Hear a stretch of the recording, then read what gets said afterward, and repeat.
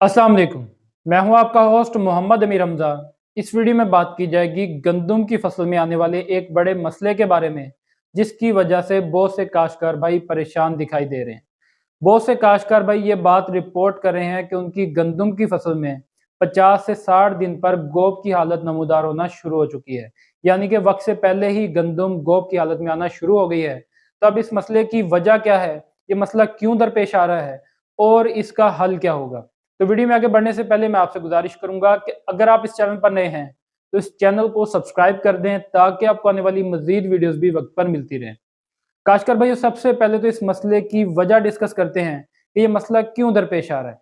अब मुख्तलिफ प्लेटफॉर्म्स पर लोग ये बात डिस्कस कर रहे हैं कि ये मसला खादों की कमी यानी कि यूरिया या फास्फोरस खाद की कमी की वजह से आ रहा है, या फिर जिन्होंने अगेती फसल काश्त की थी उनके पास आ रहा है। जबकि इस तरह का कोई वजह नहीं है, वजह कुछ और है।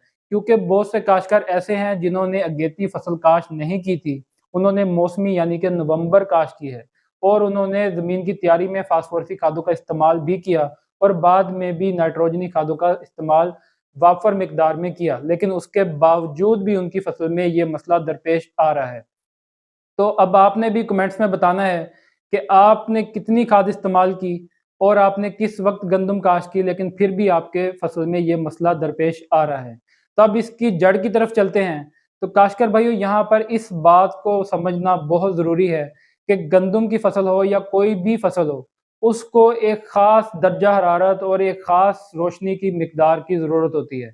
इसके जो मुख्तलिफ स्टेजेस होते हैं, जैसा कि गंदम की फसल में टिलरिंग स्टेज है, झाड़ बनाने का जो स्टेज होता है, इसके साथ-साथ जो इसका गोब वाली हालत का स्टेज है, इस तरह से जो मुख्तलिफ स्टेजेस हैं, इनको मुख्तलिफ दर्जा हरारत और मुख्तलिफ डे लेंथ यानी कि रोशनी की मिकदार चाहिए होती है। अब आपने देखा कि पिछले कुछ दिनों से गर्मी जो सर्दी है वो इतनी ज़्यादा नहीं बन सकी, मौसम अभी गर्म ही था। तो इस वजह से जब गर्म मौसम हो गया, टेम्परेचर उसको ज़्यादा मिला और दिन पूरा दिन साफ रहता था, कोई धुंध नहीं पड़ रही थी, रोशनी भी बहुत ज़्यादा वाफर मिकदार में मिली, जिसकी वजह से हमारी गंदम की फसल जल्दी गोब की हालत में आना शुरू हो गई है। इसके पीछे कोई भी खुराक की कमी की वजूहात नहीं है। असल वजह इसकी यही है कि उसको रोशनी और दर्जा हरारत बहुत ज़्यादा मिलता रहा है, जिसकी वजह से उसने अपने जो स्टेजेस हैं, उनको जल्दी अबूर कर लिया है।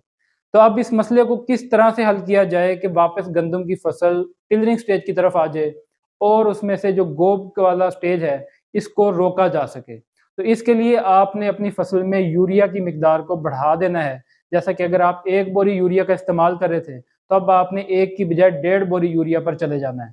और इसके साथ-साथ अगर आप मैग्नीशियम सल्फेट भी शामिल कर लें, तो इससे गंदम की फसल में जो गोब की हालत आ रही है, इसको रोका जा सकता है। और अगर इसके साथ-साथ आप गंदम पर स्प्रे भी करते हैं, खुद से एक टॉनिक बना लेते हैं, या आप उसमें यूरिया को और मैग्नीशियम को मिक्स कर सकते हैं और उसका स्प्रे कर सकते हैं।